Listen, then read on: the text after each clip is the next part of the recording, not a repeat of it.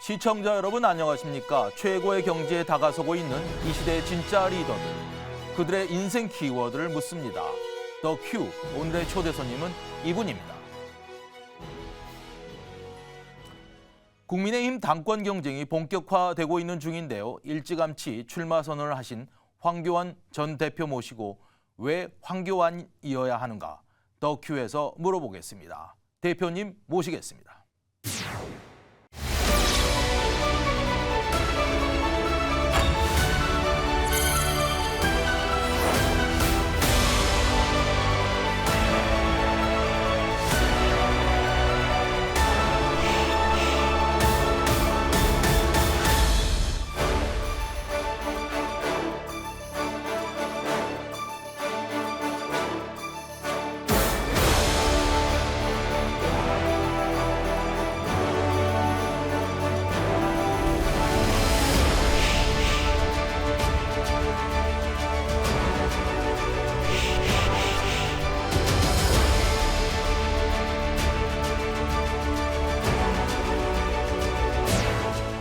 대표님 안녕하십니까?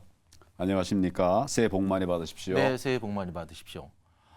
요즘 유튜브 하시느라고 굉장히 많이 바쁘신 것 같은데 어떻게 지내셨습니까?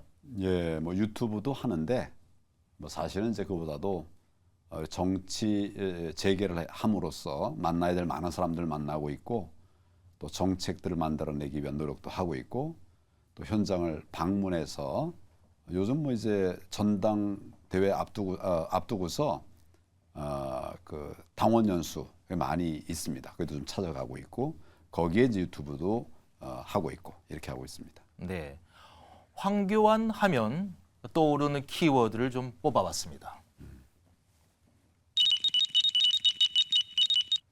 이 중에서 마음에 드는 키워드가 있으신가요? 뭐 이 중에는 삭발이라고 하는 것이 제일 의미가 좀 크다 이렇게 생각을 합니다. 네. 제가 이제 당 대표 시절에 문재인 정권이 하도 반민주적으로 그렇게 나라를 끌어가기 때문에 그걸 막기 위해서 제가 여러 가지를 다 했죠. 뭐 삭발도 하고 또 단식도 하고 뭐 이러는 과정에서 이제 여기 삭발이 이제 나왔는데 그때 이제 삭발을 하고 저는 뭐 굉장히 처음 해보는 거거든요. 삭발을 그 먹이를 깎으면 이게 어떤 모습이 될까 궁금했는데 뭐 여러 가지 반응이 나왔어요. 첫째는 이게 가발인 줄 알았더니 아니구나. 이거 머리 삭발하니까 네. 가발이라는 말이 싹 네. 들어가 버렸습니다. 또 두 번째는 삭발하는 과정에서 제가 뭐 게리 올드만 같이 보인다 이래가지고 사진들이 또 굉장히 많이 돌아다녔습니다. 저는 이제 나중에 봤는데 그 정말 그렇게 보이더라고요. 그 셋째는 삭발과 단식을 통해서 조국을 쫓아내고 우리 질소유면 막아내고 우리가 하기 어려웠던 이런 일들을 할 수 있도록 그런 계기가 된 것을 또 국민 앞에 감사하게 생각합니다. 네, 정치인 황교안의 어떤 의지를 보여줄 수 있는 그런 모습이 아니었나 이렇게 생각이 드는데요. 사실은 대표님께서는 문재인 정부에 대한 여러 가지 생각들이 좀 있으실 수 있을 것 같습니다. 지금 와서 문재인 정부를 어떻게 평가하실 수 있겠습니까? 저는 사실은 이제 어느 정부든 공과가 다 있습니다. 그래서 공은 우리가 잘 받아들이지만 과에 대해서는 좀 우리가 이제 토론을 하고 이렇게 해서 고쳐나가면 된다 이런 생각을 하고 있었는데 문재인 정부는 달랐습니다. 제가 여러 정부를 겪었습니다만 문재인 정부는 정말 달랐어요. 아주 냉정하게 말하면 잘한 것이 하나도 보이지 않았습니다. 한 번도 경험하지 못한 나라를 만들겠다. 그 말만 맞았는데 거꾸로 맞았습니다. 그래서 저는 정말 국민 앞에 분노합니다. 이 정책을 정치화해가지고 결국 그 결과는 이제 국민들이 피해를 보게 된 것이거든요. 부동산 아주 심각했죠. 또 우리 경제 정책도 소득주도 성장 뭐 정말 심각했죠. 안보도 심각했습니다. 한미 동맹 다 무너졌습니다. 그래서 저는 이런 심각한 문제를 일으킨 정권이 다시 일어나서는 안 된다 이런 생각을 지금 하고 있습니다. 그런 맥락에서 박근혜 정부 또 박근혜 탄핵 당시에 국무총리를 하셨고 그 과정을 어느 누구보다도 정말 실감 있게 보셨을 테니까 사실 지금 와서 박근혜 대통령 개인 또 탄핵에 대한 생각 여러 가지 생각이 드실 것 같습니다. 제가 이제 국정을 운영하면서 제일 가슴 아팠던 것이 결국 탄핵입니다. 정당한 탄핵이라고 하면 막 그래도 막 피할 길이 있을 수 있겠는데 저는 사실은 탄핵은 이루어졌지만 정당하지 않다고 생각을 했습니다. 지난번 당대표 첫 번째 당대표 출마했을 때도 TV 토론을 통해서 제가 여러 번 이야기를 했습니다.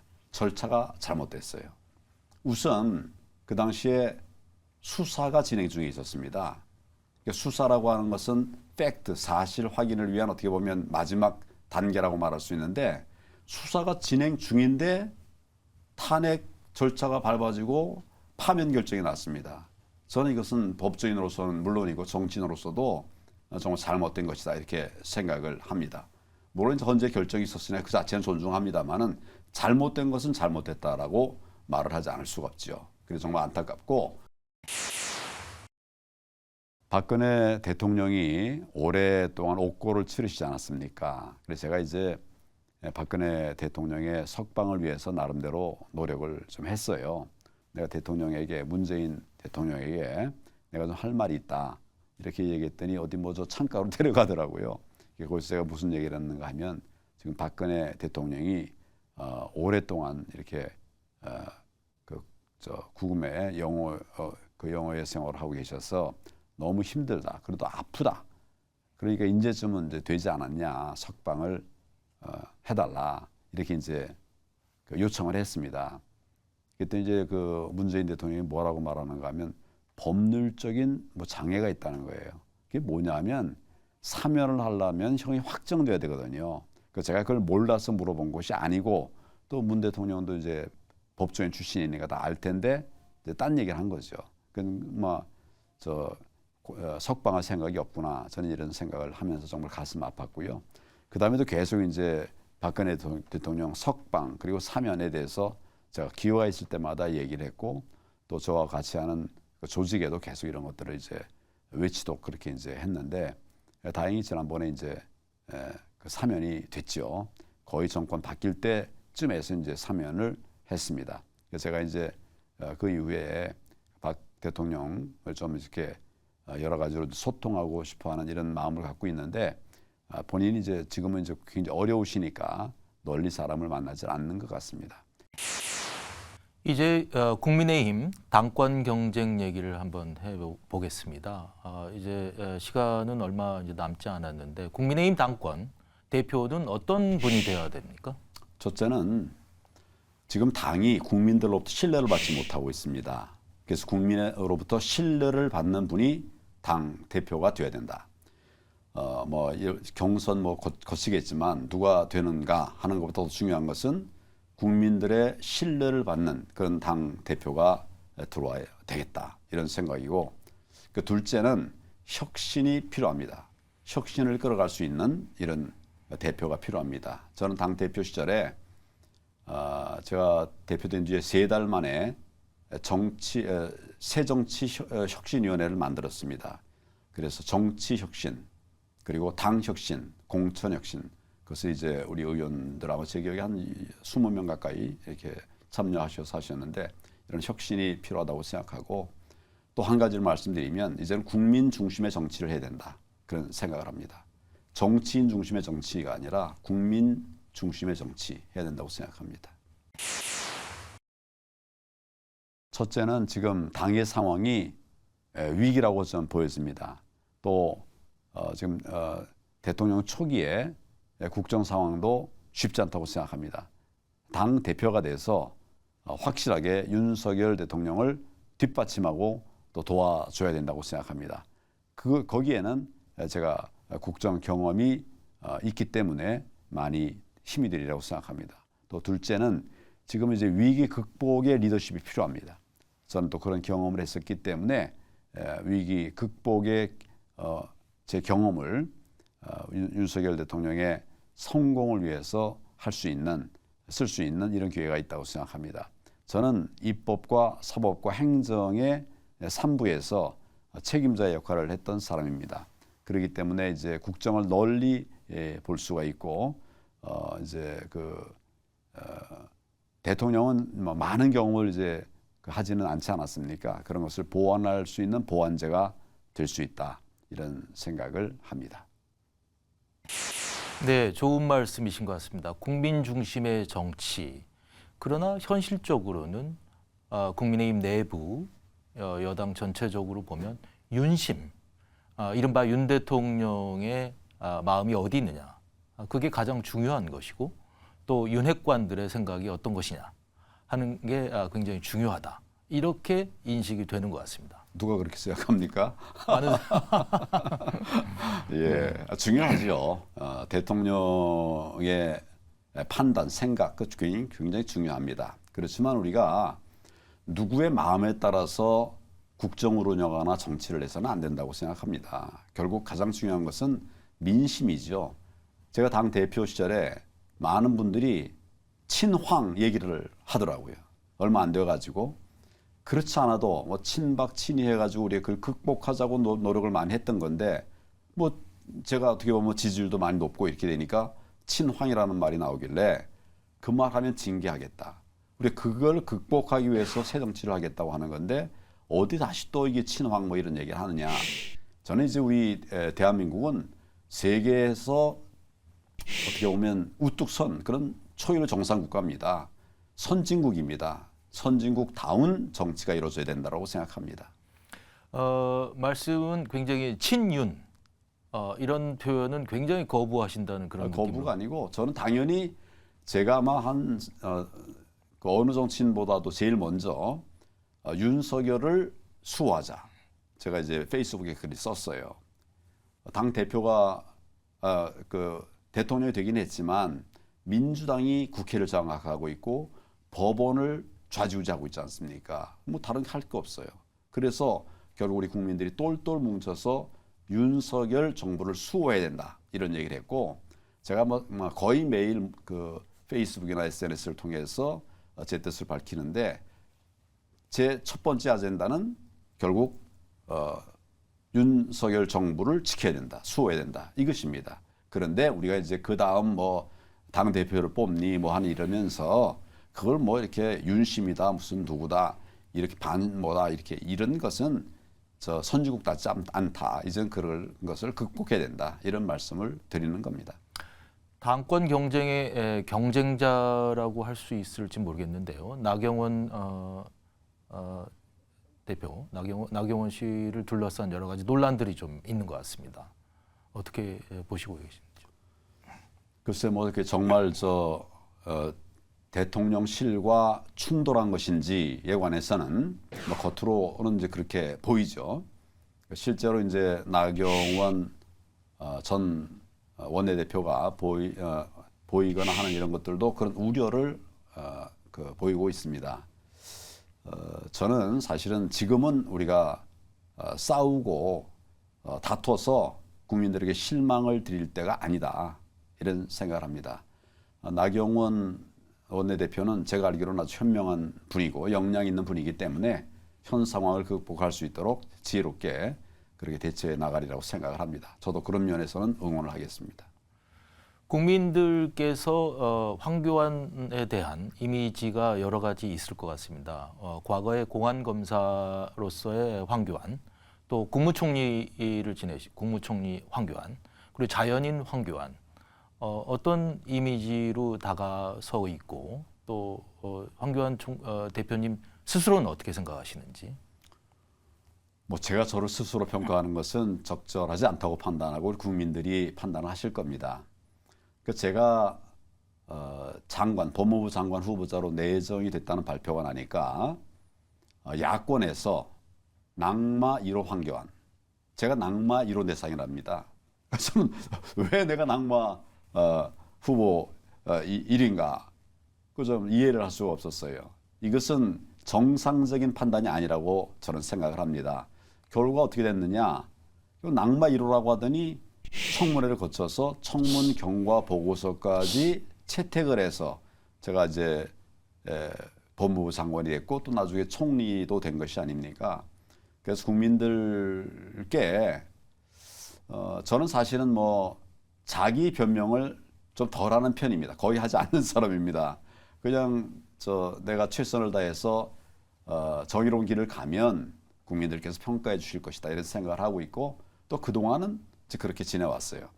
정치를 하니까 정치판에 이제 가까이 들어가니까 하여튼 낙마이로 뭐 어쩌고 해서 뭐 굉장히 많은 비판들이 있더라고요. 그래서 결국 국민들은 현명하시기 때문에 정확한 판단을 하시리라고 생각을 하고 저는 뭐 제가 생각했던 길 뚜벅뚜벅 감으로써 대한민국 지키고 또 국민의 삶을 지켜내는 그 일을 가도록 그렇게 하겠습니다. 제가 평가에 좌우되지 않겠습니다. 사실 당 대표께서 챙겨야 되는 문제 중에 가장 또 중요한 문제 중에 하나가 경제 부분일 것 같습니다. 기업들이 굉장히 활기를 잃고 또 많은 사람들이 직장을 잃고 사실 부동산 문제만 해도 굉장한 지금 문제가 있습니다. 이런 문제들에 대한 대안은 어떻게 생각하고 계십니까? 기본적으로 문재인 정부에서 실패한 것이 너무 많습니다. 그것은 왜 실패했는가 하면 정책을 정치로 풀려고 한 거예요. 우리가 이제 집 문제만 해도 국민들에게 필요한 집 정책을 만들어서 공급하고 또 관리해야 되는데 그게 아니라 그냥 이렇게 집 못 갖게 하는 정책을 펼쳤습니다. 그러니까 우리 국민들하고는 정서가 안 맞는 거죠. 이제 부동산 정책 엉터리라고 하는 것이 이제 천명이 됐죠. 그래서 이런 부분에 관해서 결국은 이제 그 광정하고 도로 고쳐나가는 그 작업들을 좀 하고 있고요. 그다음에 경제의 기본 틀은 시장 경제 아니겠습니까? 자유민주주의와 함께 더불어서 시장 경제가 살아나야 경제가 살아나는 것이죠. 근데 지금 지난 정부에서는 시장 경제를 억눌렀습니다. 이 시장이 일할 수 없게 됐고 기업들이 얼마나 많은 압박을 받았는지 알 수 없죠. 그러니까 살아날 수가 없는 거죠. 원칙적으로는 그런 틀에다가 또 한 가지 중요한 것은 앵커께서 말씀하신 것처럼 우리 국민들이 경제 활력을 잃었어요. 이거 붐업을 해줘야 됩니다. 저는 뭐 붐업할 수 있는 방법이 얼마든지 있다. 예를 들면 저는 사실은 경제를 살릴 수 있는 뭐 여러 가지 방법 중에 하나 중요한 것은 벤처, 창업이라고 생각합니다. 그것이 많은 일자리 만들어낼 수 있고 또 기업도 많이 만들 수 있고 그래서 제가 가지고 있는 생각 중에 하나는 정말 깜짝 놀랄 만한 큰 상금을 주는 배틀을 만들자. 그게 제가 명명한 것이 깜놀 10억 창업 배틀입니다. 그러니까 매일 10억씩을 주는 거예요. 네. 우승한 사람에게. 물론 이제 처음 시작할 때는 제 생각에는 한 달 또는 3달 정도의 경연을 하는 거죠. 그래서 내 아이디어는 뭐다. 그래서 이걸 어떻게 사업화하겠다. 고객은 어떻게 확보하겠다. 뭐 이런 여러 가지 이제 토론을 해서 거기 1등한 사람에게 10억을 주는 거죠. 그 다음 날도 10억, 그 다음 날도 10억. 그러니까 매일 10억씩 주는 거예요. 1년에 그러면 360억이 필요합니다.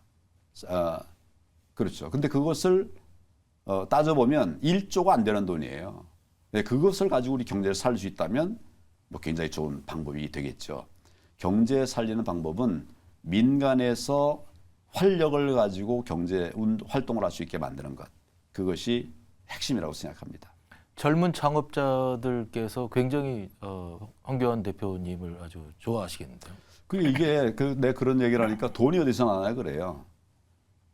1년에 3,650억.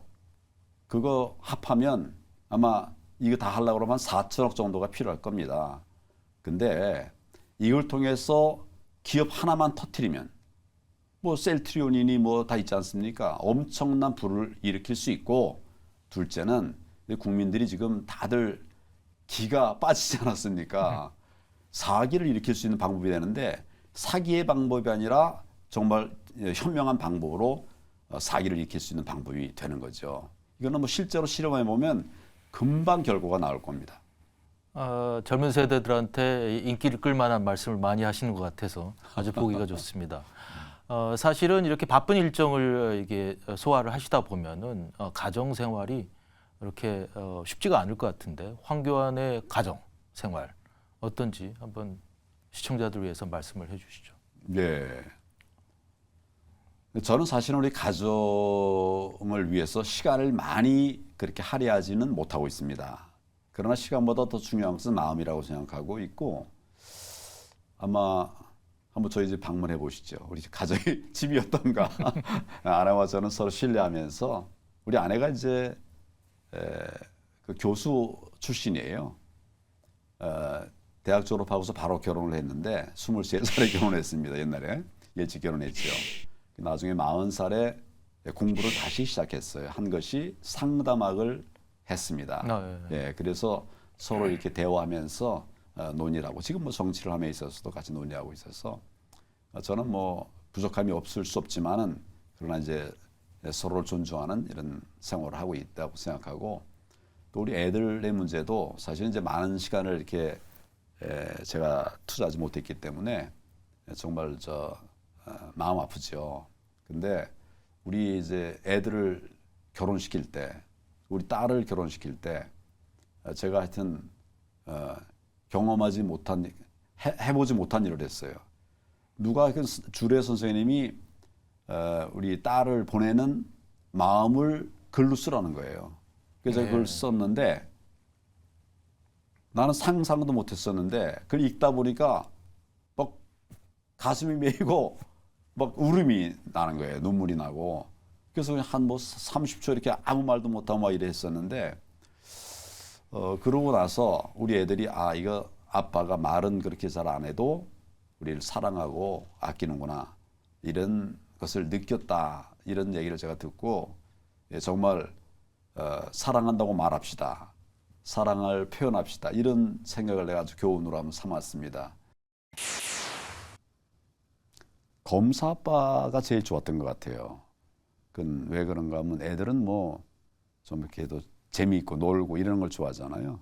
제가 이제 검사 시절에는 전국을 이제 돌면서 근무를 했었거든요. 그러니까 지방에 근무를 하면 이제 우리 애들이 내 근무지로 주말에는 오죠. 그럼 거기서 이제 같이 뭐 낚시도 하고 또 산 타기도 하고 뭐 그런 때를 아주 굉장히 추억을 하는 것 같아요. 근데 이제 그거 외에 다른 부분에 있어서는 이제 내가 잘 이렇게 해주지 못한 이런 부분이 있어서 늘 마음 아픈데 근데 애들이 또 그걸 다 잘 수용하고 받아서 아주 잘 이렇게 자라줘서 이제 고맙게 생각합니다. 네, 이제 당 대표 경선이 이제 얼마 남지 않았는데 당 대표 경선에서 좋은 성과 있으시길 기원하겠습니다. 오늘 말씀 너무 감사합니다. 언론에서까지 이렇게 응원해 주시니까 잘 될 것 같습니다. 감사합니다, 대표님. 감사합니다. 새해 복 많이 받으십시오. 본인의 키워드로 삭발이 가장 인상적으로 다가온다는 황교안 대표. 오늘 황교안 대표를 모시고 더 큐 말씀 들어봤습니다. 시청자 여러분 감사합니다. 다음 시간에 또 뵙겠습니다.